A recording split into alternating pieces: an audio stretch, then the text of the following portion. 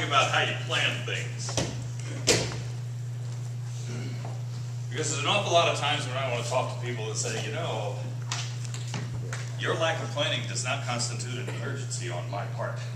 How many times have you gotten that call where people say, oh my gosh, I need this right now, because they just didn't do what they were supposed to do. That never happens to me. Never. Daily indeed. Now let's be honest with each other. How many times have we been on the short end of that stick? We have. We do it. Do we plan not to plan? Sometimes we do. But do we plan to fail when we're trying to do something? That I don't believe that we actually plan to fail. What we do is that we fail to plan. And this is where we get the glitch between what we really wanted to do, especially when it comes to goal setting. We're still early enough in the year, as we get close to the end of the first quarter, to say, what I had planned on doing this year may not be coming out to fruition because I'm running headlong into some resistance here. I may have to shift gears and change my plan just a little bit to adapt to what I have already. There are a lot of businesses that what they make in the first quarter is what drives their business in the second quarter, is it not? What happens in the second helps drive their business into the third. If what they were planning on for the first quarter never came to fruition, then they must come up with a different plan. You can do the same thing with your business. If you have carved your goals in stone, then I think you're doing yourself a disservice. The plans that you put together have to be able to be malleable for what you're doing on a day-to-day basis.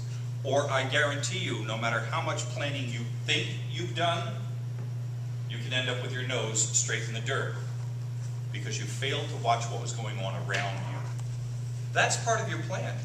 Part of your plan should always be, I'm aware of what's happening to my business on a daily basis. If people are not coming into the door, I got to find another way to get the people to come into the door.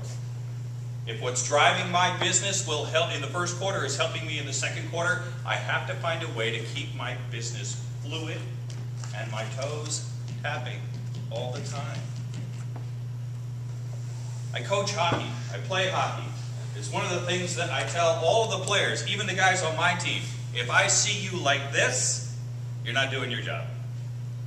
Your feet should be moving all the time.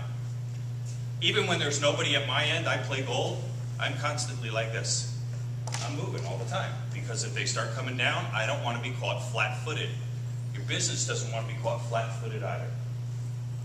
If you make plans and you're aware of what's going on with your business on a daily basis, then there's no doubt that you're going to be ready, especially if something comes where somebody else hasn't planned and it's somebody else that you are counting on and they do give you that emergency call that says, oh my gosh, I need your help right now.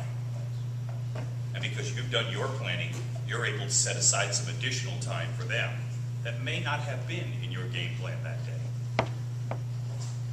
That allows you to become a hero to somebody who really needs your business, your help, and that too can drive your business.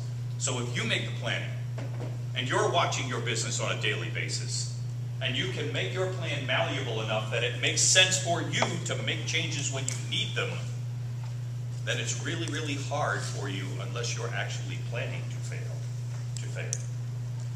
Any questions? Right. Comments? Yeah, it's a good one. It's we always say in the office, the next phone call could just be your biggest disruption of the day. It could. You know, and actually you want, and you look forward to that. Well, and there are a lot of times when that biggest disruption turns into something that attracts someone else to your business. That biggest disruption may indeed be a piece of business that you wouldn't have wanted to pass up had you known what was sitting behind it.